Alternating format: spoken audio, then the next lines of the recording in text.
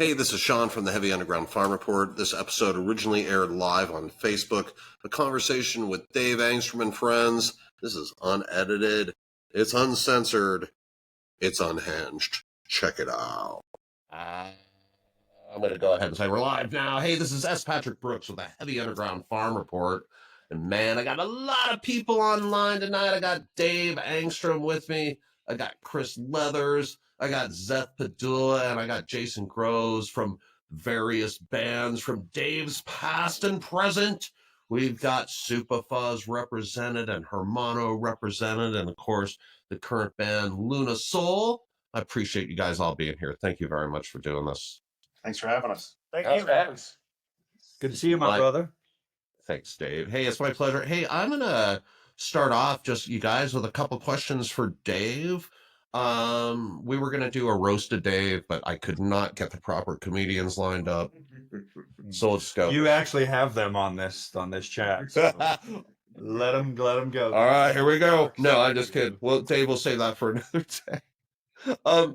Man, so Dave, you've been doing this for so long. What keeps your creative fire burning, bud? What keeps you going?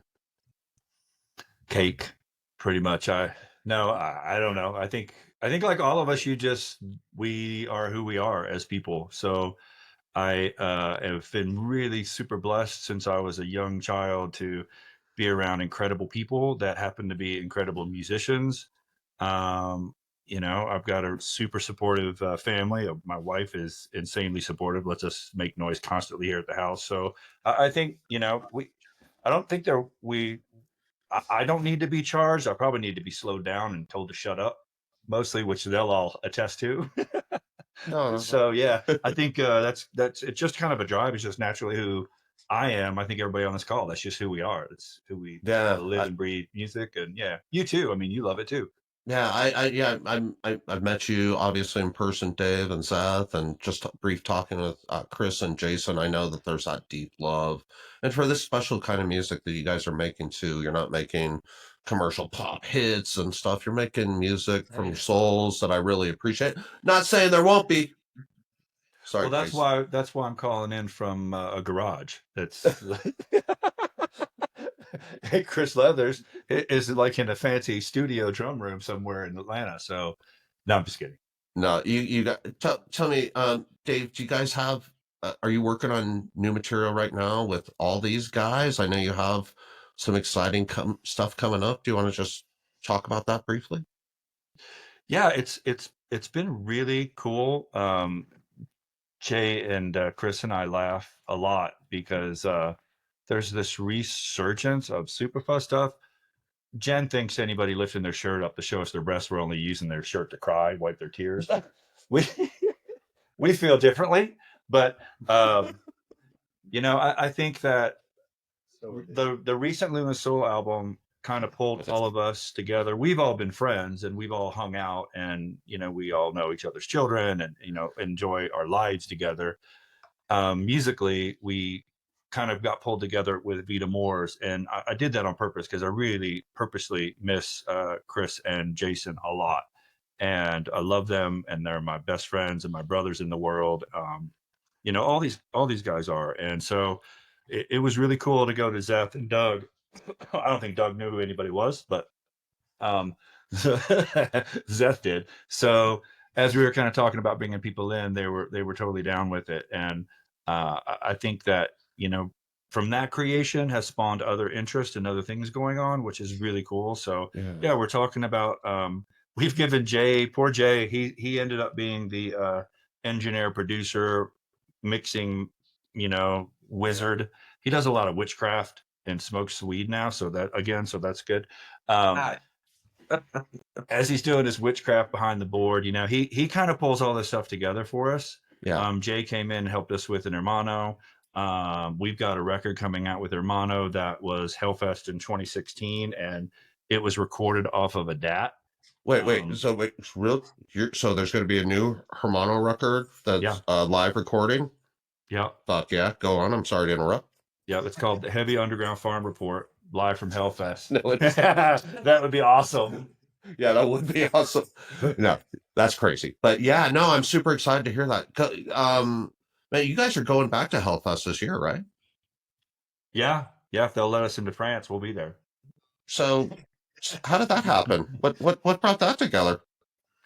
It's again goes back to Jason and his witchcraft. He does a lot of witchcraft, and things happen after he does his shit. So brings things to life. I think that we're really lucky with all the music we've all made throughout the years, that we've written songs that have, are sound parts of people's soundtracks. And so Yeah. with Hermano, it's John, and people love Johnny. He's also a great friend of ours, one of my best friends. And, every once in a while people ring the bell and like, do you want to do it? And we check it out, and typically the stars don't align. Sure. And so this particular time it did. So we're going over, we're all going to hang out for a week. We look at it as kind of like a great way to go jam, but also be with our friends and family. So yeah, we're I tell Jan every once in a while, be careful with these hands, they're taking us to France. And she just is like, yeah, shut up, do the dishes. Shut up, mow the lawn. I'm like, dang, man. All right. Well, man, speaking of friends, Dave, you have friends all over the place, and one of your friends that I've been speaking to recently is Dandy Brown. And Dandy has a new project, and you're involved in the Lorquin's Admiral project as well. Is that correct? Yeah. Tell me what you did for that, and what you think of that project. I've heard the whole album. It's fucking fantastic. I love it. Oh, right on. I didn't do a lot. Jay did most AI stuff for me, so I just put my name on things, and it was pretty cool. Yeah, I hit an A chord, and somehow he did more stuff. It was like, wow, that's cool, Jay. Yeah, I knew this was going to be serious. I'm working on a Dave Angstrom of AI plugin. Like you just plug in a note. It's like it just never shuts up. Well, maybe you should just have a Dave Angstrom pedal, and you just plug that thing right in. Oh, now Zeth, there you go. You can put that on your drum set. Well, yeah. So I think all that stuff's kind of like coming together. Jason's been doing a lot of stuff for us. We gave him a bunch of Supafuzz stuff and Hermano stuff, and Chris is actually working on some Hermano stuff for us right now on one of the reissues. We're gonna pop off some new stuff. And Mike Callahan, who's gonna try to join us on this, he was never on, only a suggestion. He wasn't able to join us for that recording, and I've always missed Mike. Well, here's Mike right now. You can stop missing Mike right now. Oh my god! Oh my god! Hey, Mike, could you turn your phone so it's in landscape orientation? Wow. I'm just reading. I'm reading off my screen. I didn't make that. First, you have to take it out of your crotch. Yeah, he's gonna. I mean, Mike, the crotch thing is totally up to you, bud. But Mike's like, I'm at a rest area right now. I'm at a truck stop. I'm at a truck stop cruising for dudes. Sweet, dude. Bucky's, I heard, is the new place to do that. Just be careful. Don't find yourself on the wrong side of the glory hole. Oh, okay. Or the right side. Or the right side. That's right. I think you'd want to avoid the downside, but hey. Not that we have a problem with that anymore. Yeah, we're yeah. My Callahan. Andrea's like, Mike is not visible. So Mike, you are not visible currently. So we're hearing your voice, but we're not seeing your face or your glory hole. He's a little tiny dude. He's a little tiny dude. Yeah, that's. I don't want to see that. No. Okay, fair enough. I don't think any of us really do, Mike. Not. Hey, that's Mike. All right, this is already the most epic show I've ever had. The most people I've ever had online at once. We've like achieving new records here. Mike, thanks for joining us, buddy. I appreciate you, man. Of course. Sorry I was late. Oh, no worries at all. I know you're working, man. So thank you very much. Dave was just telling a fantastic story about you. So I guess he'll censor his story a little bit and finish the story. Yeah, so Mike was never on, only a suggestion. He bitched and moaned, so now we're going to add him to that. So, no, I always like that band, Hermano, is very special to all of us. We were just here rehearsing all weekend. I was actually texting you too, Sean, to have you come over. But I wanted to you know, like with that band, I think all of us have kind of missed Mike not being on that one record. And we even talked about the first record with Chris being on there. Steve Burrow, who's also one of our dearest friends that we love to death. He's fucking insane. I love him. Biggest heart next to Zeth in rock and roll. But I think that we're gonna build that album and see what it sounds like. If we're taking it in the wrong direction, then we'll stop. But I think with Jay's help and Chris and Mike, everybody's so phenomenal. It's going to be really cool. So we're going to give that a different texture and different vibe and see what happens there. Fantastic. I don't know. That's going to be all up to Jay. We send him discs and tapes and discs and hard drives, and we're all like, he's like, "Do you have all the albums?" We're like, "Yeah." So that's why he's smoking weed again. Yeah, That's fine. I'm sorry. Jason, how do you pull all this stuff together, man? How do you have? I mean, it's just, man, I just get on that dang internet, man. I start clicking around. I get on it. The next thing you know, it's like, hey, it's all right. Man, I didn't even see Jason Groves. There's so many people on this podcast and call. I did not even see him. Mike, it's crazy over here, bud. We got here. Let me give you a quick rundown, just so you do have everybody. I got Chris Leathers, I got Jason, I got Zeth Pedulla. Oh, I see Chris Leathers. All right, cool. And then I'm Sean. And then there's some guitar player named Dave here as well. Hi, Mike. Hello. I know your voice. Hi, Mike. Yeah, this show's going to be an all-time great one. This is the first time you've seen Jason with his shirt on. It's interesting. He's on your OnlyFans page. Hey, the podcast is young. Jay, just so you know, you'd only be my second topless guest. Yeah, you said that. Yeah, but there's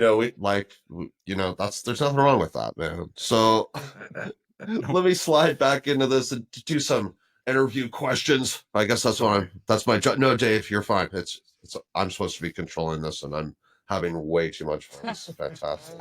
Good. So, hey, I was gonna ask you all some individual questions. So I was gonna start with Luna Soul. Said Zeth, you represented Luna Soul today, bud. Tell me, how's your creative process evolving from the first record to the material that you guys are producing now? Geez, I think the main thing is just getting the groove. That's the biggest part, is just getting just the right tempos, and we're at a point now where the communication is he's like, "What's the awesome." So we're really progressing on that level, and the new stuff that we're writing is just killer. Yeah, and how long have you and Doug played together? Have you just been? I know you guys are both from Denver. Have you played together before the Luna Soul experience? Yeah, we were in a heavy metal band called Horse. No, that's right. I know that. Yeah, so we've been jamming for a minute. So yeah, so you guys are so locked in. Dave, that's like a pretty consistent part with every band that you've played with. Your rhythm sections are freaking tight, buddy. They really provide such a nice background for your crazy guitar playing, man. Yeah, when you're shitty like me, you want to surround yourself by amazing people. So it's good. It's like Chris and Jay, even Dean Smith is trying to jump in. So he's like just a monster. Doug and Zeth and just being able to jam and kind of being open. Zeth and I were just talking today, like being open to evolve our different styles to kind of fit each other. Like Zeth's done a really good job with that. So, and then Mike is literally the most solid guitar player I've ever known. And Jay will attest to the fact that Mike gets turned up a lot more than me on any record. It's like, oh, that's on beat. We'll use Mike. Well, let's just slip right on over to Mike. Then, Mike, I had a question for you, buddy.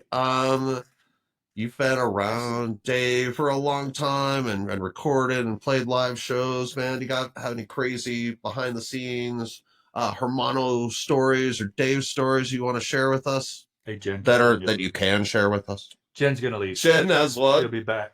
Oh, I thought Jen had a story. No. Jen had story. I was like, well, I want to hear that. All right. All right. No. I mean, honestly, like one of their whole Hermano thing to me was one of the the most organic and beautiful musical experiences I've ever had in my entire life, and that's the truth. I mean, I literally met Dave for the first time in person when we were recording the first Hermano record, Yeah. and we had known of each other, and I had Mike's calendar. Well, yeah, of course, everybody did at that time.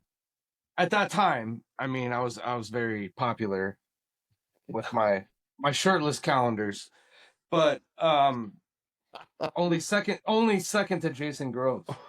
But I'm saying that's why we should be friends, my Callahan. We are going to do. Yeah.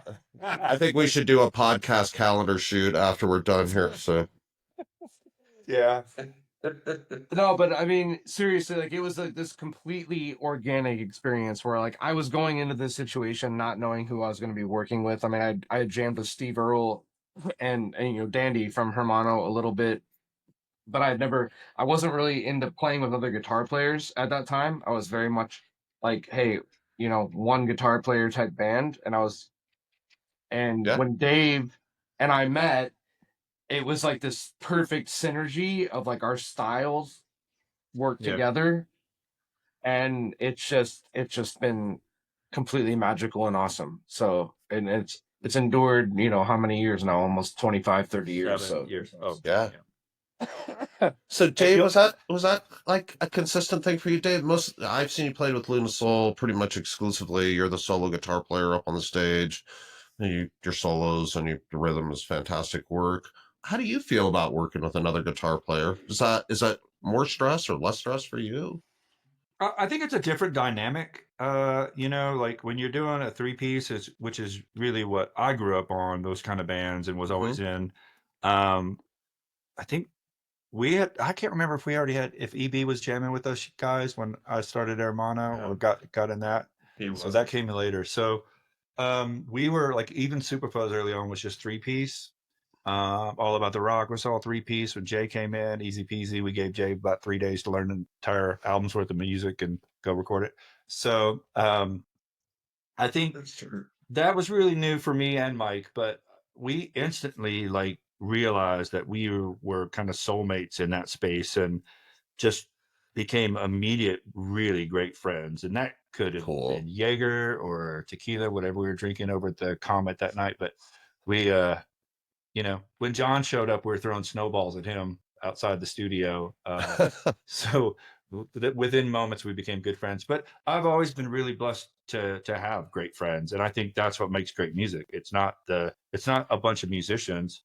It's that kinship and that friendship. So yeah, that was new for me with Mike. And then I did it with Eric, and then early on with Luna Soul, I was always trying to do that because, Jen, my wife's just like, you're not as good as you think you are. You probably should have somebody else. She said things like that to me on a daily basis. And I know she does not. No, she doesn't. She's sitting there ready to kill me. No, so I think it's just a different dynamic, because with a 3-piece, I think even for the bass player and the drummer, it's a different dynamic. There's more fluidity. There's more space to fill. The silence is a little stronger, which is fun too. But I don't know, man. There's something when we play with Hermano. I mean, we were all together all weekend here in Arvada and working on getting ready for Hellfest. And there's something about when Mike and I play. Mike is so strong and so solid as a player. It allows me to be just super, because I liked Hendrix and Jimmy Page and Billy Gibbons, and there's a sloppiness to all of that, and he's more just spot on. Like, he's just solid. So it blends really well, and I think that's where he's going. But the friendship almost became more important than the sound and the music, for sure. Do you think, Dave, just going on that and looking around and seeing all the smiles on everybody's faces as we have this conversation, it's really more about the friendship, it seems like, than the music, even though the music's amazing, and maybe that's what makes the music amazing. Yeah. What is it about you or your upbringing, or what had happened in your life that made it seemingly easy for you to connect with people? What is it about you that makes it easy for you to connect with people? Drugs, mostly just drugs. I've been drunk and high most of my life. No, I'm just kidding. I think that I don't know if it's me, honestly. I think I'm drawn to people that are givers and that are caretakers kind of each other's soul and goodness. And I mean, that's who I'm married to. That's who I'm in bands with. Like, I'm just drawn to people that aren't looking for the attention like I think I do, which I don't mean to, but I do. I want to be loud. I want to be obnoxious. That's just kind of who I am. I'm that hyperactive kid. Yeah. And then I've got all these really solid people around me that are so much better than me as people and also players and songwriters. Like it, and so I it's nice to sit in this space and just, you know, always hang out with my friends, man. I love everybody on this call very, very much. It's awesome. And so tell me, guys, do you guys find that to be an accurate statement from Dave? What drew you to making music with this guy? Is it the same thing that draws you just to simply making music, or was there something interesting about Dave Angstrom that made you guys want to make music with this guy? Chris Leathers was in it for the money. He came in quick and was like, Oh, he's in the right music for sure then. I've known Chris since what, you were like 13, Chris? Yeah, probably 13 at grade. Was how I lived, and then it was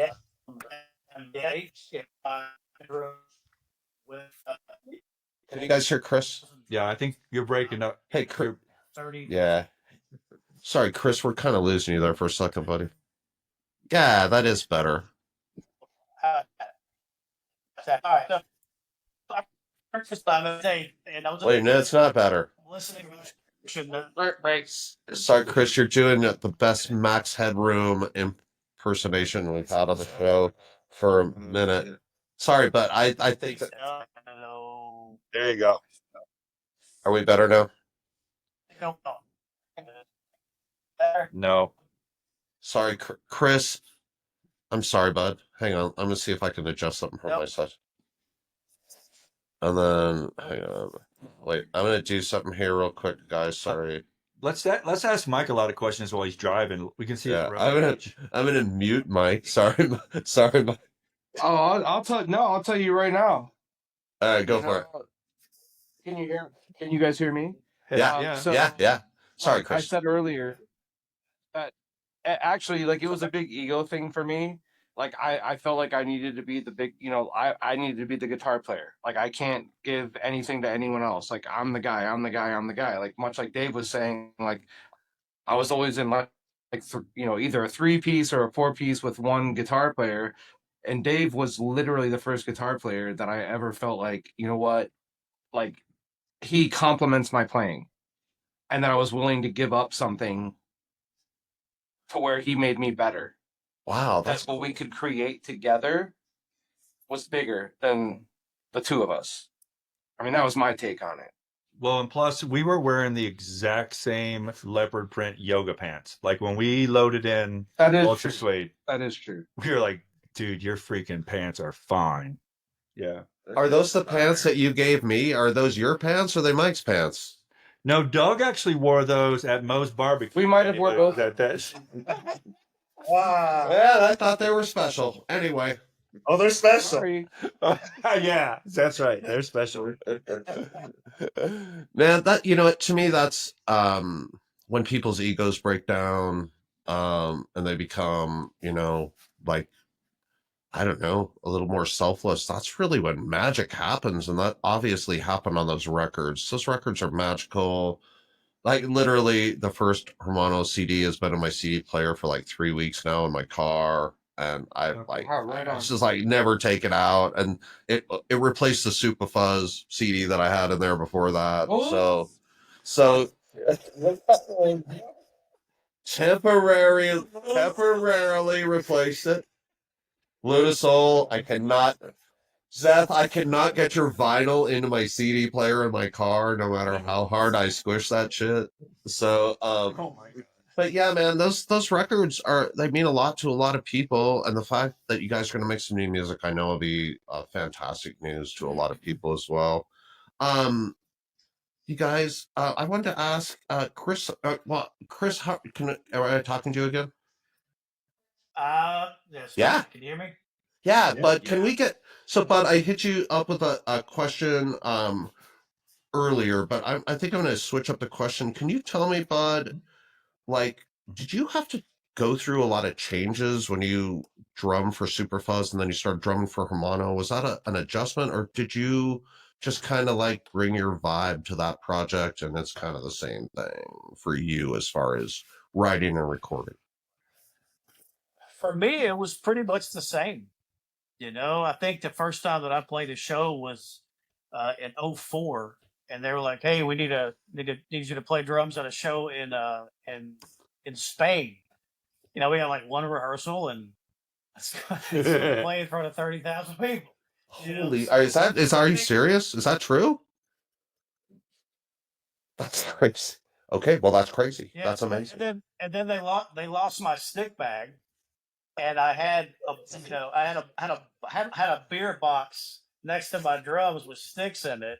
It was a nightmare for me. I mean, it was great because it worked out, but you just adapt. I think playing with Dave since I was 13 years old, you kind of get what needs to be played sometimes. Yeah. So I think that just having that connection with him, and it just kind of, like, Are you thrilled to be going back to Europe, Bud? Are you thrilled to I'm be? excited. Absolutely, it's gonna be. Yeah. I can't wait. Awesome. And how have you felt about recording new material? The last stuff that we recorded was a lot of fun. I got to do it on my own with a buddy of mine here in Atlanta. So usually it's okay. We got 7 days to make a record. Here's the batch of songs. You've never heard them or played them before, so go. And here's no pain. Yeah. We're all waiting on you to get done so we can track our shit. And I go, so this time was like, okay, here's the tracks. So I got to kind of have some fun and experiment with it. And then the second two we did was really different. It was kind of something that we had never done. It was a track that they had kind of found and forgot about. And so, to be able to kind of just create and have fun and send them stuff and then send it back, oh, that's cool, that's not cool, we like it, we don't like it. That's for me the fun part of being in the studio. So That's all. That's fantastic. That's Hey, fantastic. Sean, there's Yeah, a great Dave. story. When I was a kid, my dad was in printing, and we moved to this new town my junior year in high school, and I moved, and there was like this metal guy and had a band that I was allowed to play guitar in, but I couldn't play the top two strings. Like they had all this stuff like these, and I was like, okay, whatever, dude. And I started like asking around, like I want to start a band, and this friend of mine was like, well, my girlfriend's brother plays drums.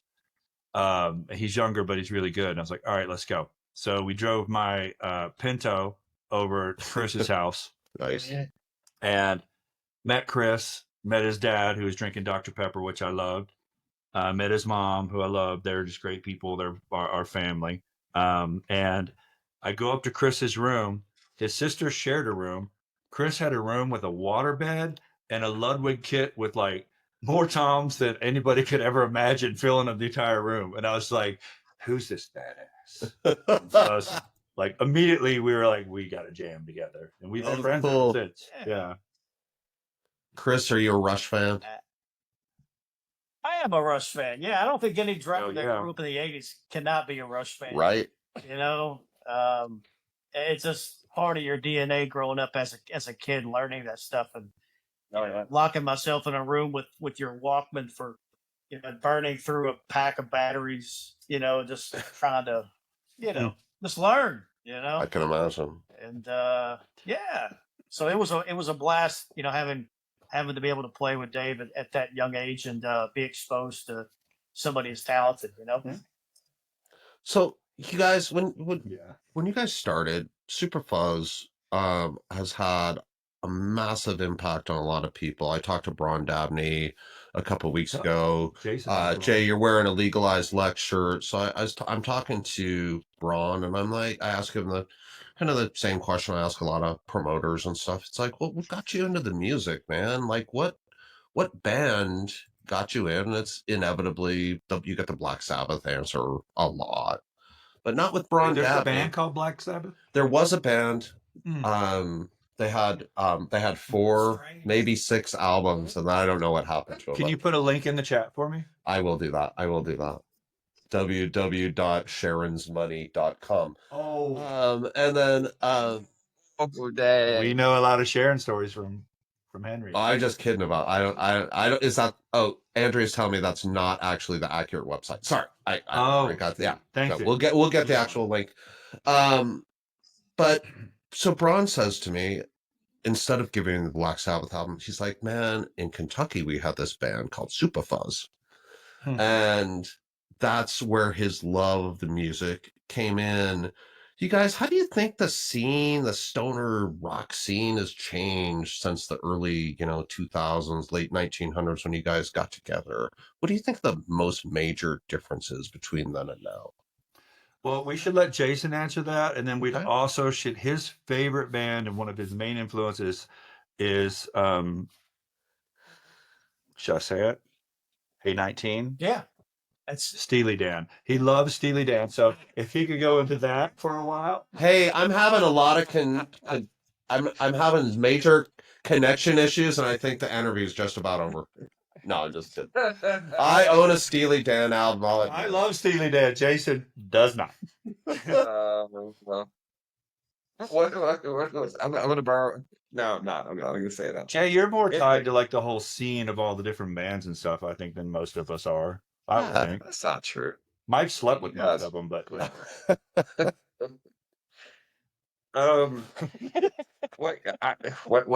the question? I don't know.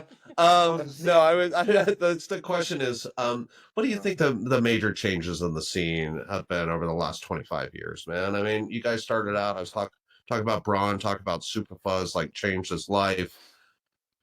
Mm-hmm. I'll say this, that it got popular, like in Lexington, they're doing the Legalized, like the 2 years in a row I went, there were like 500 people there in a room to see a whole bunch of stoner rock bands that didn't exist in the 90s. wow. 500 people is amazing. Yeah, I mean, I don't know. I'm just in and out. There was like outside stage, inside stage, or whatever. But it's like you could ask Braun; he could tell you the numbers because he's a business money guy. But I was like, holy shit, this is awesome. This is really cool to see like that people here in this college town, which likes EDM, likes metal now, and it's awesome. It's really cool. It's So I don't know. I'm not sure how it's changed. I mean, everyone still wants to be John Garcia era Kyuss. Sure. There's like a lot of Sabbath worship, and everybody wants to be Hermano. I don't know, man. It's cool. I'm happy for the popularity of it. That like people seem to like it and embrace it. That's cool. That feels good.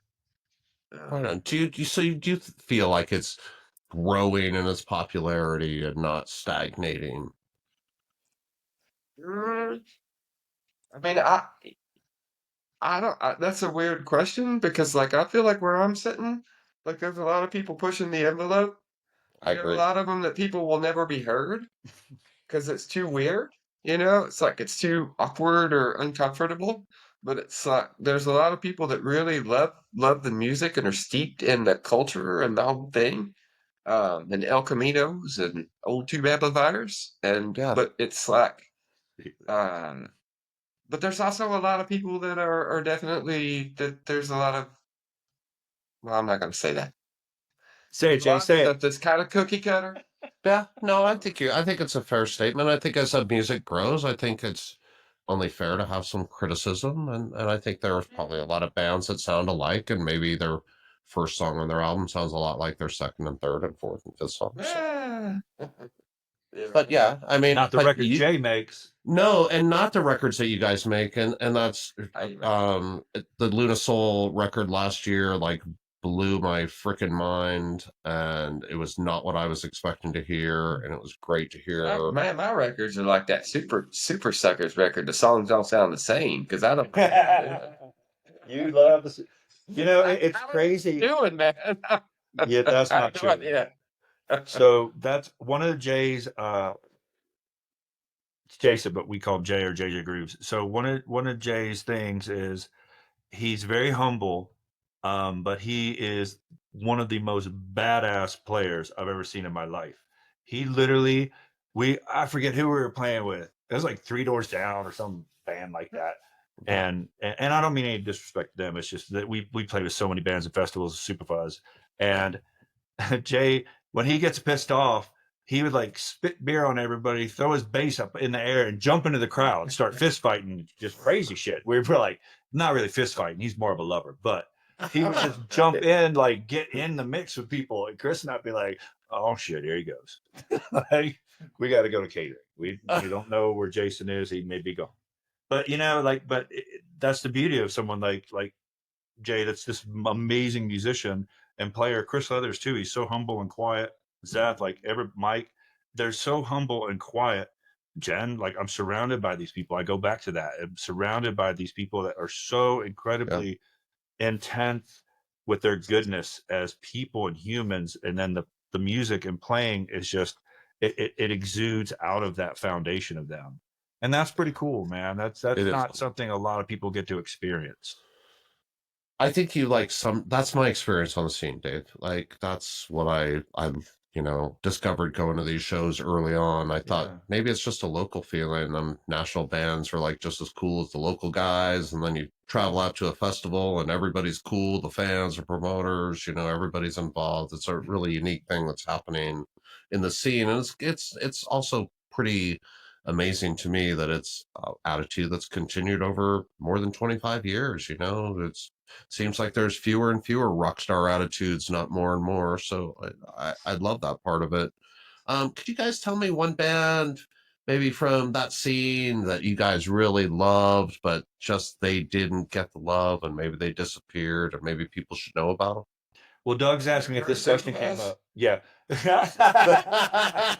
Damn. We're giving you guys the love. Seriously, like I'm just gonna, sorry, here I go off on my thing, but man, that CD is so fresh. Like it sounds fresher than most of the stuff that's coming out today, and it's 27 years old. It's amazing. Like you guys, so are we? We're so far. Yeah, you are. You're so far ahead of your time. So, tell me somebody else besides Supafuzz who you guys are like, damn, I'm surprised they didn't get a little more love on the scene. One of my favorite bands musically that a lot of us played with, but I think there were other things involved that got in the way of them, was Karma to Burn. The original Karma to Burn was it was magical to see. Like there was just something happening there. Other than that, Doug has asked me to answer horse to all these questions. So Andrea is a huge Horse fan. She is like very familiar with Horse. She's given me the devil's right. We went to Cobranoid's studio in Denver, and they had a bunch of old Horse and Luna Soul posters up in there. It was super cool. Yeah. Mike, who was in Ohio? Like what bands that like? Yeah. That you thought was, like they were killer. Yeah. Who's that? Disengage. Mike, there's a band Mike was in. They're phenomenal. They were on Man's Ruin. Yeah, go check them out. They're badass. Oh yeah, I'll definitely do that for you, Mike. Dave, is it difficult for you to like navigate the different bands and play with Luna Soul and go switch gears and play with Lorquin's Admiral and then jump on a plane and fly out to Europe and do shows with Hermano? Is that difficult for you, or is that just inside you and you could just do that, man? Is there like different I'm gonna stop asking my long, boring question. I'll let you answer something. I like your question. I'm the shittiest person in all of the bands you just referenced. So it's really easy for me to be around them. Oh my God, there's 2 mics. I've had this dream. Wait, I think I can like do. You know, I think that again, it's our friendships. Like we all want to be together when we're together, and we truly do love each other. And we pulled all this together years ago, and it's kind of morphed into the new thing with Luna Soul and all this other stuff happened, and with Hermano, and some stuff happened, and now with Supafuzz. And it's an honor to be friends and have been through this. I mean, I saw that. I think it's probably the guys from Bash and See. They're asking about like grunge. Like, I remember, you know, I remember hearing Nirvana the first time watching 24/7 Spies open for Primus. You know, like I remember checking, like hearing that record come on, like what the hell? And that was at First Avenue Princess Club in Minneapolis. Like, and we were all like all pulled into different musics and different sounds. So I think to be like what they call it, like a shapeshifter or whatever. Like I don't think anybody on this call really is that. I think we're all pretty unique with our sounds and styles, and we create music together that allows us to be better at what we do, or for me to be perceived as better. I think so. I think that's a blessing that again not every band gets, because we've all been around people with egos. We've all been around people that have a bigger ego than they can play. And, you know, my dad always told me the most successful guy in the room is the guy not saying anything. So I surround myself with people like these guys. It's fantastic. What do you guys have to say about Dave's answer there? They already know what I wrote. Well, Send it to them. Can you finally hear me? Yeah, we can hear you. Yeah, we can hear Mike. You know, I our experiences, I mean, I think are all different for sure. But you know, I have a couple for me, like in particular, like that like formed what I knew was like the right thing for music. Like when I was like, I mean, I went to punk rock shows when I was like 13, 14, 15 years old, right? And like I remember sitting on the stage for Fugazi's first tour, and Ian Mackay said, "Hey, do you want to watch the show on stage?" And I was like, "Oh my God, yes, I do." Like, you know, and I'm leaning against his amp, and it changed my life for everything that I knew and what like the trajectory of what I thought it was like to be in a rock band and to be a musician. And I'm getting in trouble here. Security, look. Security. Hey, tell the security guy this is a heavy underground farm report. We're glad to have him. Have you heard of Motley Crue? What up? Have you heard of Motley Crue? Oh, no, I'm good. That's Nicky Look at Six that. without his wig. This could seriously, maybe we'll have the first arrest on my show ever. Pulled over so I could do this. Aw. You shouldn't pull over in those rest areas, Mike. How many times has Jason told What are you? you trying to rest? Some of All right. Oh, we talked about that part in the beginning. Don't worry. No, I got distracted because literally I got pulled up. Security came up, but so like no, but that was like a very defining moment in my like guitar playing and musical career. Was like what a band like that could do, and that there's no like pretentiousness, and it was just like they commanded this room, right? And I was like, holy shit! Like I'm 14, 15 years old, like watching what these guys do, and then like that kind of set the stage for what I wanted to do. Yeah. And I got it. It registered with me. And I think like all of us on this call and like what we're doing, like I think we all are cut from that same cloth. Like you know what's real and you know what's not, and you know, like, if that makes sense. It's absolutely 100% it makes sense. And a punk rock show is a perfect example of where that might happen, because you guys, the stoner rock scene shares a lot in common with the punk rock scene, the do-it-yourself attitude, the lack of egos. Zeth, you're like really heavily involved in Denver's punk rock scene. What do you think? Do you see parallels between those crowds and the crowds that come out to see Luna Soul? Absolutely. I mean, like same with what just going off what Mike said as well is I was in a band called King Rat, back in the late 90s, early 2000s, and we got to open up for some pretty heavy hitters, like we did Bad Religion, Bad Brains, Joe Strummer, Buzzcocks, pretty much every really huge punk band I've ever wanted to Yeah. with. And all of them were so cool, just super laid back and chilling. I was just like, wow, that opened my world as well. Just it's like, oh my God. And I think that's the same thing with the scene as well. I mean, there's a lot of just DIY kind of vibe, and a lot of punk rockers are just super nice people. I mean, the music is pretty expensive, but when you meet them, off stage, they're like, hey, what's up, man? Totally. Show. Totally. Do you think people have a misconception about that? Do you think people think that you guys do you have that those conversations with people in the crowd after the shows and they find out how accessible you are? Are they surprised by that? It's usually just us there, so we're not. We like to talk to each other. We're like, hey, what's up? So not true. All the night. You want my autograph? Like it. Hey, To make it out to Chris. Damn. you signed my record. $20. Sean, you're getting guys that are late 40s and their 50s now. Yeah. That have mellowed out. I mean, we've all had egos coming through the music industry and playing, and I think the older we've got, That's cool. we've really figured out what's really important and what's not important. And to be able to do it still at this point in our life, I think we all just feel lucky enough that we still get to have music together and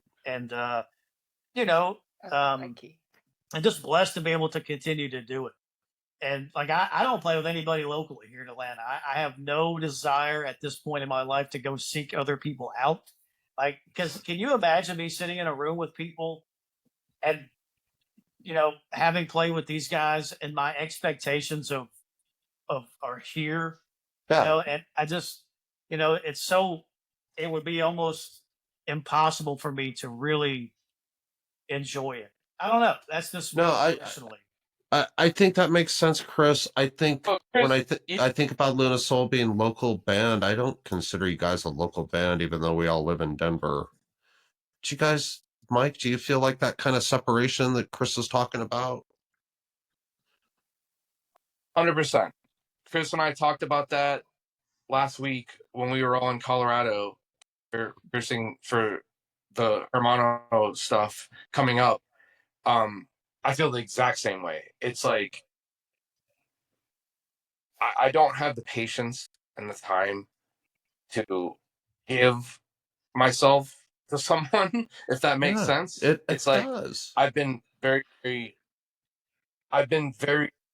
lucky to in my life, in my musical career, to played with some amazing musicians, and the guys on this call, are some of those, and I just don't out. It's hard to form those relationships and trust, and what that feeling is. It's because it is a trust. It is like a. It's like getting a relationship. Way that guys.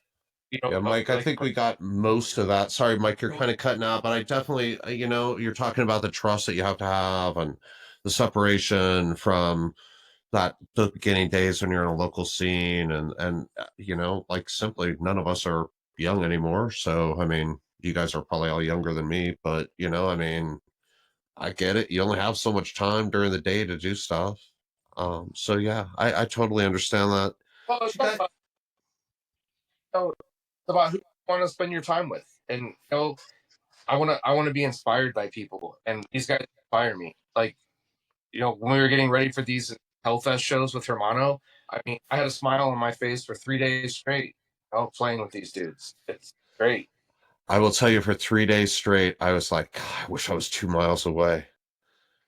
I texted you. I was like, I know you did. I had to work. I was like, I can't believe I'm at work. You work at a dispensary. You could have come over to bring Bear gifts. I could have, man. I work in the busiest dispensary in Colorado. It's fucking insane where I work. But yeah, I seriously, like, just knowing that you guys were in town, it was like this weird feeling all weekend. I was like, oh, there's like magic in the air.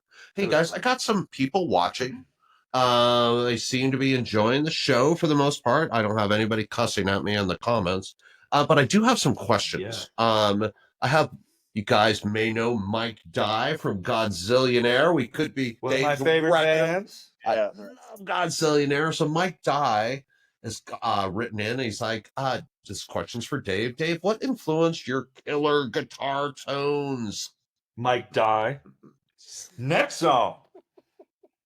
Man, Mike Dye's a badass, but yeah. You know, it's funny. As I got older, people were like, "Oh, you sound like Robin Trower," and I was like, Mm-hmm. "I need to listen to Robin Trower." Like in college, I would hear that and be like, "Oh, shoot, who do I sound like?" When I was a kid, man, I was started taking guitar lessons at 10, and 6 months later, I was teaching because the guy I was taking from was just like, "You should start teaching."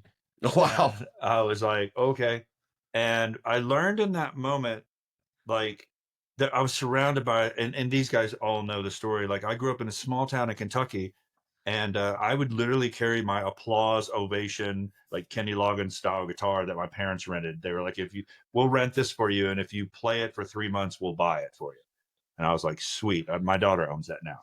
But Oh, cool. I would carry that to school, and I would carry it to the music store, but I didn't know, like, Sam Bush, who's like one of the most renowned bluegrass players in the world, like Courtney Johnson, Newgrass Revival, the Headhunters, who at the time were called Itchy Brother, who were signed to Swan Song, Zeppelin's label. They're managed by the guy that ran that label in the US. Like all these monster players lived in this tiny ass amazing town. And Greg Martin was a huge influence to me. So I think that well, I have no idea where the question was or where we started. Oh, tone. So I just started thinking about all these amazing people I've been surrounded with.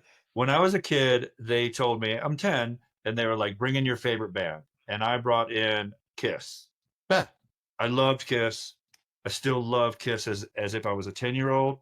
And early Kyuss is still just, that brings out a part of my life. But I brought it in, and all these guys are sitting around drinking moonshine and playing. And my dad would pick me up after work, so I would hang there all day and listen to them play. And they laughed, and they were like, Kyuss. So I put it on, and they were just all like, oh, hell no. Like, if you're going to listen to rock and roll, you're going to listen to Johnny Winter. So they put on Johnny Winter, and I was like, oh, hell yeah. Oh, hell yeah. What is that? Like, so I got so much into that style of playing because Johnny Winter was free floating and spontaneous and more about emotion and outbursts of his soul than like this precise playing. And these guys will tell you, I am not a precise player. I am horrible. And I laugh all the time with Chris Leathers about my tempo. Like, they all know that. So, yeah, So I think that You're like Willie Nelson. You're on Dave Angstrom town. Yeah. Jason's always like, yeah, whatever Dave's doing, that's fine. We'll figure it out. So I think that from a tone perspective and a style perspective, something that one of my favorite mentors and somebody who I considered a friend, even though I was a child, and as I grew older, he owned the music store. He bought the music store and owned it, named Kenny Weber. There's a music store called Backstage Music. And we lived there. We all lived there. Me and David Barrick, who does all the Blackstone Cherry albums, he does tons of records. John McGee, we started this band Black Cat Bone. We were just kids, and we went through punk rock and all that too. So it was Kenny Weber that I was learning how to play vibrato like BB King. Like, that's what I wanted to learn. And my dad would just sit there and watch TV and just let me do vibrato all night. And so I'm just a young kid. And I told Kenny, I was like, I think I got like the BB King vibrato down. And I was showing it to him. He was like, yeah, that's great. Now do it like you. Sound like you. And as a kid, I was just like, oh, damn. Okay, I need to just be me. And so that's when I wrote Motorcycle Man, which is probably my biggest hit to this day. Motorcycle, no, I'm just kidding. David Barrick, if he ever hears this, will know that song. So I think that tone and style comes from other inspirations, but also from our heart and soul. And sometimes it takes guidance and friends and people that are caregivers, and people that are keepers of goodness to pull that out of us. And that helped me as a kid for sure. Man, I love that answer. I'm so glad you just didn't tell me like a pedal guitar setup, and like you actually like that answer came from your heart, buddy. That's cool, man. Hey, That's Mike true. also says see you in August, buddy. Mike, I can't wait to see you, man. We're actually Luna Soul's doing well. I don't know if we can announce it, but I'm going to. We're working on a split record. We're gonna do a Godzillionaire. Like Godzillionaire is one of my favorite bands. It's rare, and everybody on this call will tell you it's rare that you hear a band that turns your head. Yep. I mean, we all love music and we hear stuff and it's like, that's cool. It's rare that you hear it and you're like, wait a minute, what the hell was that? And Godzillionaire just absolutely did that for me. Blew me away. Oh, you got your scarf on. I'm putting on my Mark Hennessy scarf for this part of the discussion. Yeah. I mean, Mark is such a great soul. Yeah, it's such a great soul. And their whole band is that great soul. I mean, Jen and I, like, we hanging out and becoming friends with them. It was a great chapter in our life, and I'll cherish it forever. And I'm glad for our friendship. So we're going to make some cool music. Jay's going to help us with that. I'm sure we'll pull Chris in. Michael be the crotch shot on the front of the cover. It's going to be great. It's gonna. Well, I was lucky enough and very honored by being able to spend some time with you guys last weekend when they were out here and go see the shows and hang out with you guys a bit. And you're right, man. Godzillionaire, they're just the most genuine guys. They're freaking awesome guys. So, Mike, I can't wait to see you in August too, buddy. I love Mike, and I love all those guys. Hey, cool. So wait, here I got a question to everyone, Dave. I gotta go. Okay, this question is specifically for Dave. No. Here we go. It's to everyone. Favorite live band, currently or past? I know Supafuzz. Horse. Favorite live band ever was Horse. You're welcome, Doug. Yeah. Actually, Horse was awesome. I think that why don't we go around the room? Mike Callahan, you go. Favorite live band, either past, present, or future. Like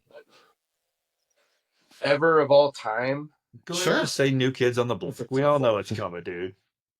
That is a tough question, man. It is a tough I mean, question. I'll you said it earlier, like Karma to Burn, probably in like 1994. Oh my god. That was one of those ones where like I saw this band, I was no idea what I was about to see. There was this band from Morgantown, West Virginia, and as Dave was just saying, like when you something special, and I just remember that moment. It was like, holy shit. Like, this is like the real deal. So that was like one of those moments. That was a past memory. But man, I've seen so many great shows and so many bands that like I've just been blown away. One of my favorite bands of all time is Jane's Addiction. I mean, but I saw them do Nothing Shocking, like whenever it was, like when they, I mean, I say it was like a couple years ago, but it was probably 10 years ago. But they did that album in its entirety, and then I saw them do Ritual in entirety, and both of those shows was just like, holy shit! Like, this is magical, amazing, and like they were just so good. That's cool, man. Like that's my. Those are fantastic answers. I mean, hell yeah. Jason, so I know you're gonna say, who was the band that did Ripping? Remember that CD that we gave Rusty Ka? Yeah.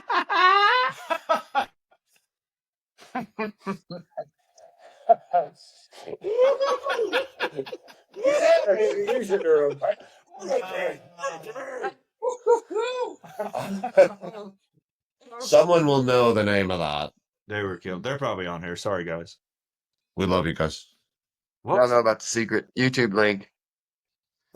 You have a YouTube? Oh wait, can I give you one? Yeah. Damn, Mike Callahan. Dave Angstrom. Do you remember this? Do you remember when we had that corporate gig? We didn't play the gig, but Hall & Oates played. Do you remember that? I didn't. It was get in to go to Atlanta. that. And Hall & Oates. Yes, you did. Oh, I was there. They were so good. Yeah. You were there. You're probably drinking. Huh? That band for But- the internet archivists. Oh yeah, I can't. For the internet archivists, Like, that band they from were West Virginia was called Toxic Slaughter. Toxic Slaughter. That's correct. Look them up, baby. Man, we just like, they're going to sell some albums tonight. Dude, fine. Jay knows all the lyrics to that. We memorized them. One show. Gave us that in Stone Monkey or something in West Virginia. We're just like, what? This is another level of goodness. Yeah. Jay, who's one of your favorite bands? Me? Oh, I don't know. I like all the musics. All the music. All the music. I like all the musics, man. I don't know. Geez, I don't know. Wait. The Led Zeppelin. All them, I like all them shits. God, jeez, man, I don't know. Like, oof, I don't You own a studio. Are you allowed to call anybody out? You probably can't, can you? Politically. hell yeah, I can. Who you want to Do it. Who you want to know? Hell yeah, I can. Nah, I don't say anything negative. Nah, I don't want to say anything bad. I won't do it. The one that I was sitting there racking my brain trying to think of the best live show I've ever seen. Man, I'm like Mike. I've like seen so many, like so many bands that just like melted. What in about the when we face. were at Fillmore opening for Rollins? Like those kind of nights, those were badass, right? Yeah. Yeah. I mean that might be like the highlight of my entire life. Is I still have the lanyard from that show. And do y'all remember like the payphone ringing? And we were like, holy shit, maybe that's the ghost of Jimi Hendrix. I know. And then I started calling people saying, Jimi Hendrix used this phone. And they're like, no, he did. Yeah, probably not. Yeah, probably not. No, he probably didn't use it. Yes, he did. What? I'm going to call my mom man. on this phone. Yeah. All right, Jay, I don't know what your answer was, but it was fantastic. I'm sorry. It's That is the there's story so of our much- life. Yes. Yeah. He likes country and western. Both kinds. I do. Hell yeah. And death metal and punk rock and all the things, man. And stoner rock, all of it. Yeah, I don't know. All right, that's fair. There's a lot of, I think it's a tough question. What about you, Zeth? Like your favorite band of all time, live? Well, I got two. Soundgarden at Red Rocks was Oh, Andrea was at that show. Oh, that was so badass. And then Second show at Red Rocks. that was killer. yeah, Yeah, you she's don't like have time. rubbing it in right now again. All right. And then the second one, I was friends with Dave Lombardo from Slayer, and Oh, you just slipped that in there. Yeah. Friends with. Did you guys ever like go have dinner at Panda Express together or anything like that? Uh-huh. In Las Vegas. Just all right, just checking. We shared an egg roll. Those egg rolls real good. Hey, interesting timing. Mike's back. At the Glory Walk. Mike's like, I just got done with my OnlyFans live. I'm back. I took care of that security guard. Oh, he's back. You give the security guard one hand job and they let you go for 30 more minutes.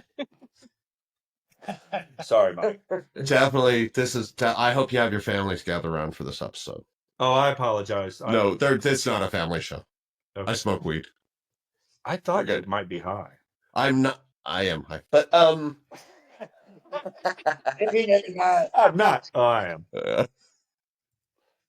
Not freshly high. It's just Fair, high. fair. It's just an old high. It's like, how long we've been on? An hour and 4 Way- minutes, so it's like an hour and 7 minute long high. Oh, that's So- good. Just kidding. It's time for a refresh. For Griff Chris Feathers. Feathers. Bye-bye. Yeah, Chris Feathers. How about you? All right, man. You guys, tell me, you guys. I What's guess your? back in what? Oh, go ahead, Chris. I'm sorry, buddy. That's it. Tell me. No, I was gonna say 7th grade. I remember going to see Subdivisions. That show Oh, with shit, here Rush he goes. was a Yep. freaking. I mean, and when you're 12 years old, I mean, that's just like holy shit. Yeah. You know what I mean? It's like wow. Actually, you were in Kentucky. You were 18 in 7th grade. That's right. That's right. But I remember seeing King's X with Gretchen Goes to Nebraska tour. That was a great show at Bogart's. That show was absolutely phenomenal. Before Purpose broke, they were Yeah. playing at that club. They stopped and they had 20%. And we were just like, holy shit, it was this bad.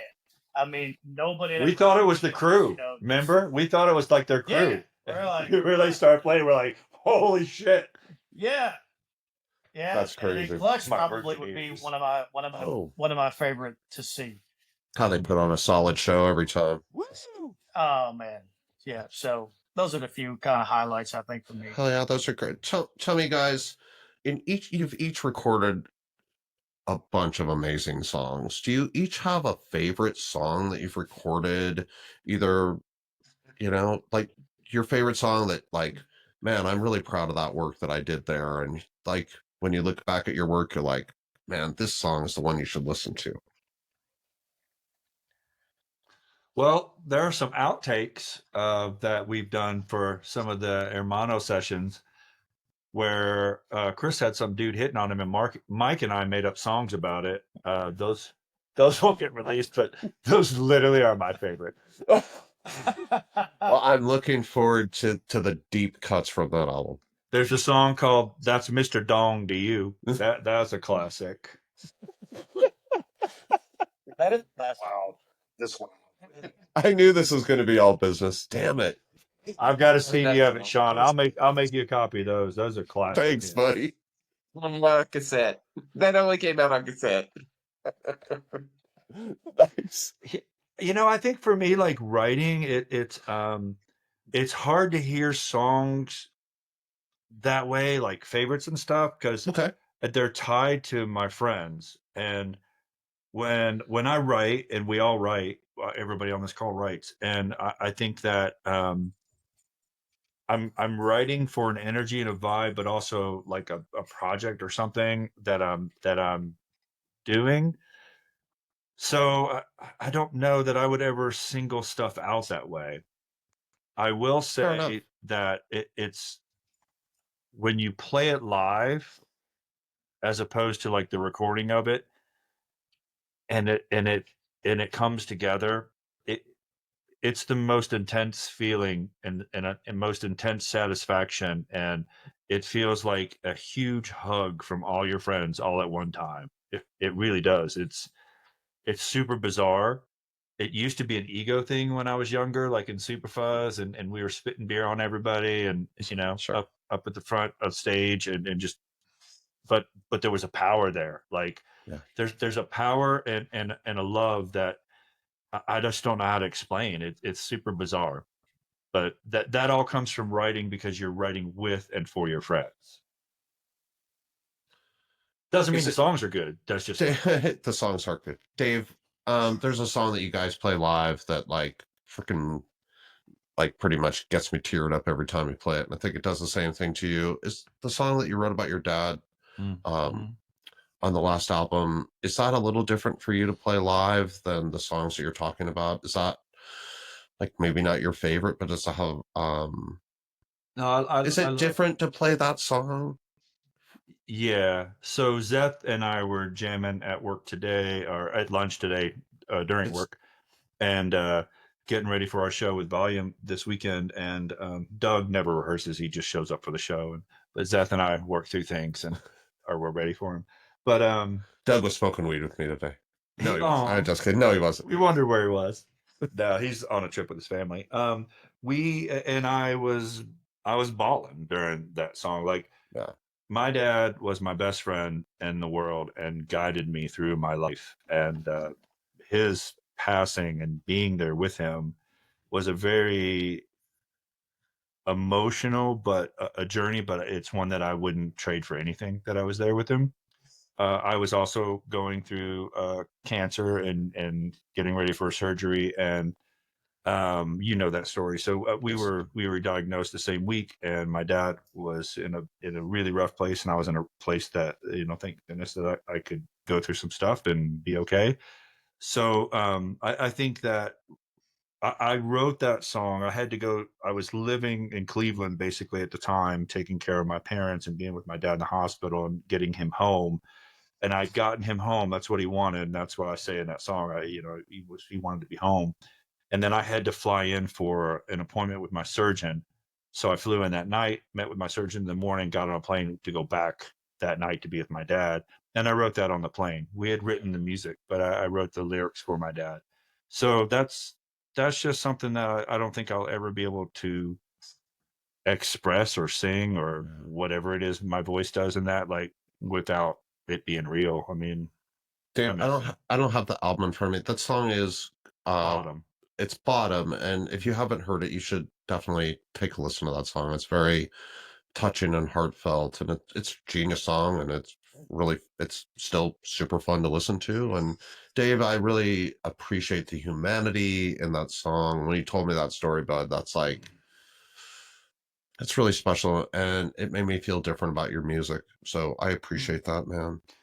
You know what's crazy? First of all, Doug, that's what the song's about, because Doug has no idea. But so Chris's dad and mom are like second set of parents to me, and we spent a lot of time. And Chris's dad would take us to the state fair. We were playing in the state fair. Our bands were against that metal band that only wanted me to play 4 strings. But yeah, baby, took them down, state fair. But it's interesting how life is in the different chapters. So Chris's dad was sick and going through a lot, and when he passed away, a few weeks later, Chris wrote these lyrics, which I don't think you remembered even sending to me, right, Chris? And that ended up being the song that's on Todd Severin's book soundtrack. Those lyrics were all written by Chris, and I posted them on my computer, and I was like, I will write music to those somehow, some way. And I was sitting under the wishing tree in the backyard. We call a tree a wishing tree for the kids. They all ring a bell and can make a wish. And like, I've got this big tree, and I sit in there and play guitar a lot, and it just came out. And so we recorded it, and Todd asked us for a song. We put it on. He was like, this is absolutely everything that's about. And it was just a really, I think, raw time for Chris. And he's a great lyric writer anyway. He helped me a lot in Supafuzz. Jay would just put words like titties in there, and I was just like, I don't think people want to hear that, Jason. But Chris would actually. That's right. Oh, we're not supposed to say that. Jen doesn't like that word. Sorry, I apologize. We'll change that to boobies on the Aw, YouTube version. you're a good man. So yeah, I mean, I think part of our stage of life is we're realizing how precious every day is, and our friendships are, and these brotherhoods, and this group of friends I'm as close, if not closer to, than my own family. And we are a family, and I think that we are there for each other during all of this. Jason had some really heavy times, and some an experience with his mother and her passing that was just horrendous. And just we love each other, man, so we immediately are on the phone and trying to help each other the best we can. So I think those pieces become part of the whole landscape, the sound, the soundscape, sure. if you will, that becomes art. And it's not done to highlight that stuff. It's done because their cracks and their wounds and their scars in all of our souls. And as friends, we wrap our arms around each other to get through that stuff. As musicians, is this your therapy, you guys? Is this what you do that makes it easier to get through your day? Not at all. I hate it. Yeah. I think it's just part of who we are. I mean, I don't know. Yeah. I mean, what do you guys think? Yep. Jason's out. He's like, Jason, fuck that question. I'm so sick of these questions. Yeah. Definitely stress Thank relief you. for me. Don't do so. Don't do. Uh-oh. Guys, I was just gifted a Stephanie Oh, just wait. gifted me a So, Was that she tequila? said yeah, she said you look like you need a tequila. Oh. did it tell you that It's good to have good women. Go ahead, Chris. Sorry. Chris, I think you're cutting in and out a little bit, buddy. Sorry. if you don't something that you know your soul needs, then you will feel. Don't do it. I mean, Yeah. that's how I kind of feel. Like, I can tell, like, Adrian's like, I need to go play. Like, oh, I need to and something else. Wait, Chris, I don't think we're getting that, Chris. I know what he's saying. All I can say 100% I know what he's saying. Dave, could you give us a translation there? Dave, could you translate that for us, buddy? He's just saying when he gets a little tense, his wife's like, you should go play drums. And he's like, I can play drums, but I'm going to need a little something first. You know what I'm saying? No, I'm just kidding. I think At my house, we call that putting on a little reggae. I don't know. I like I don't know that. rock on. Yeah, I like that. That's all right.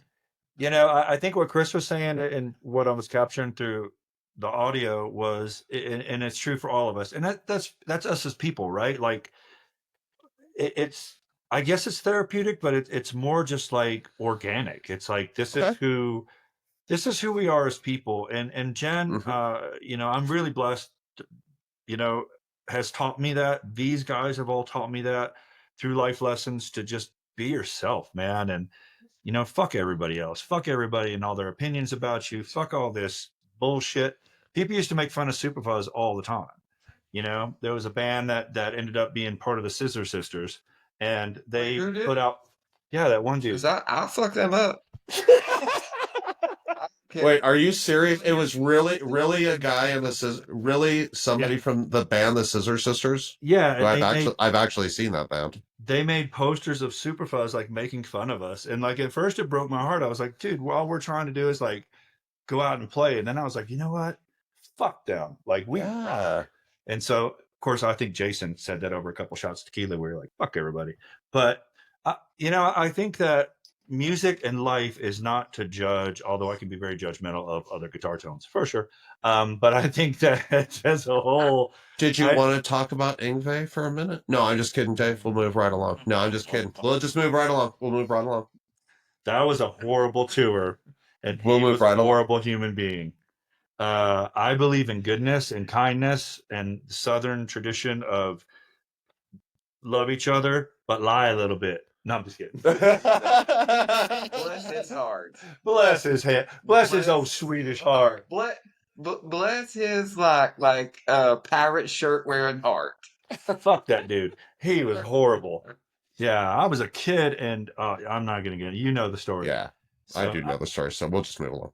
I think, but again, I guess that's interesting because like life is about all of these lessons, right? Yeah. And you surround yourself by people that help you become better. I think I firmly believe that we're here to learn lessons and experience life. And I've done both very much so many times with all of their help.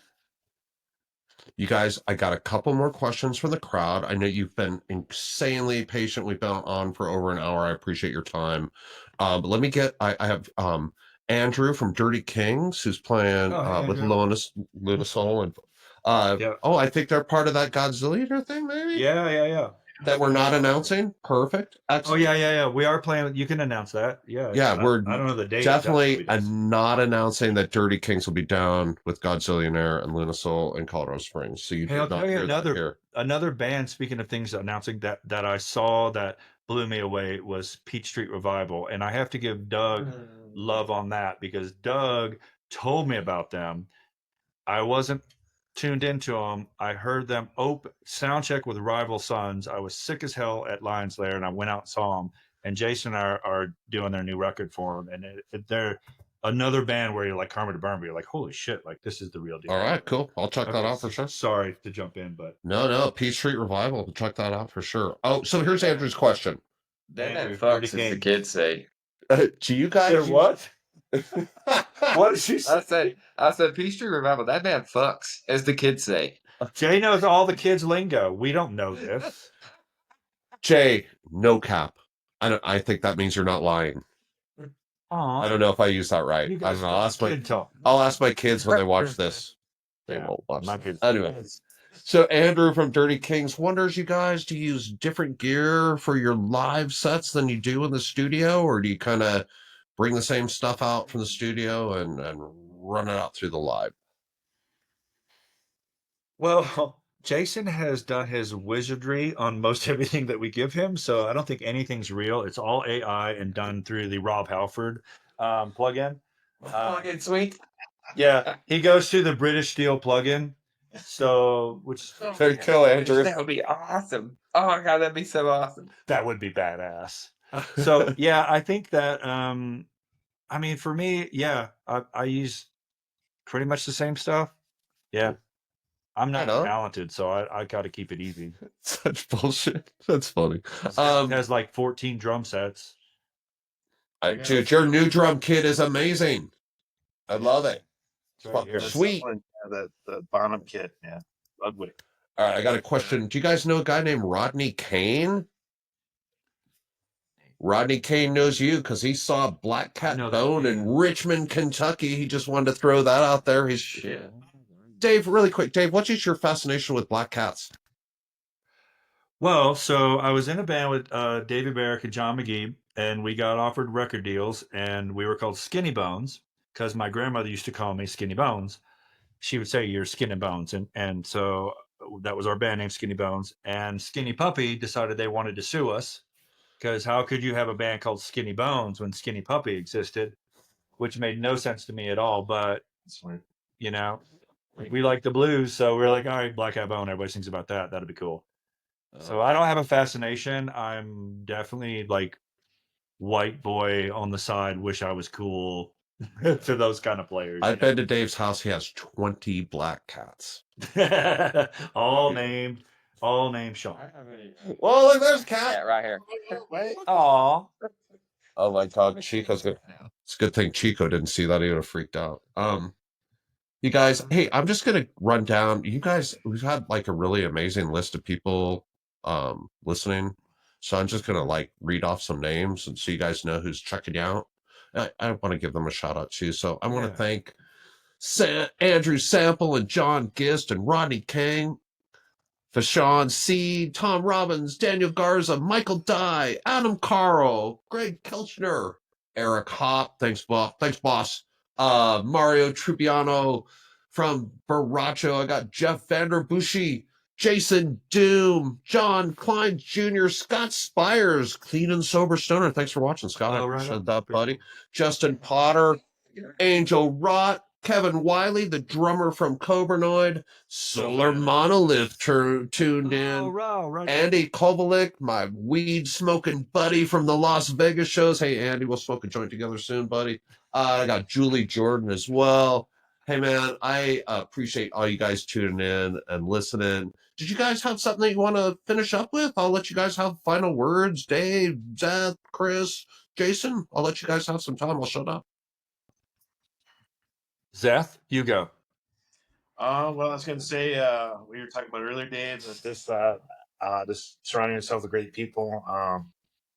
The first time I met Jason and Chris Leathers, it was just awesome. It was right off the bat. I didn't know these guys from anybody, and immediate friends. And these guys are great friends, and I love them both. That's fantastic. That's cool.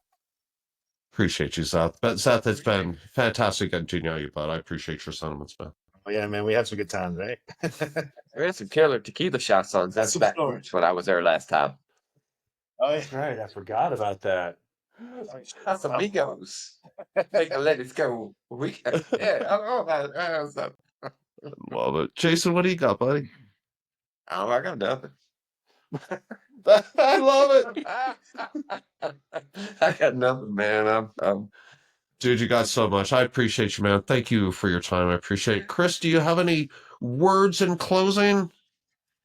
Chris, you're just frozen on my screen.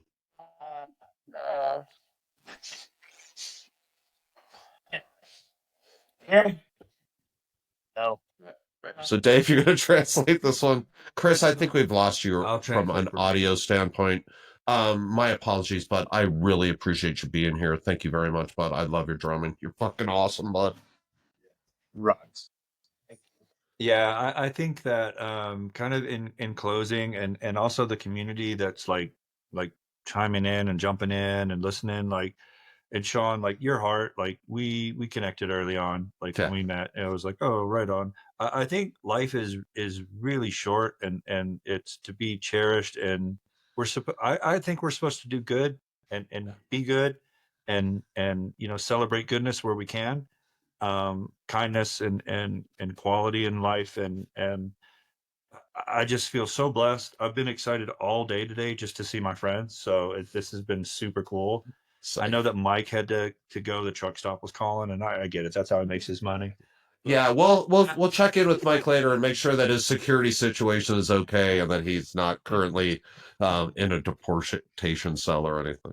It's not going to be good. But no, I think that this whole community and the whole scene, and whether you play music or you love music, it's just great to all be like pulled together into an environment where we just have fun and we smile and we cry and we support each other, and we get through this stuff. So no matter with all the bullshit that goes on in the world, and from a political stance, without getting too political, from all these powers that be, life is good, and there are good people, and though we may not always agree on some of those elements in life, there's an openness and a kindness that I think we are deserved to give each other, and be good, and find power in the strength that you give as a human every day.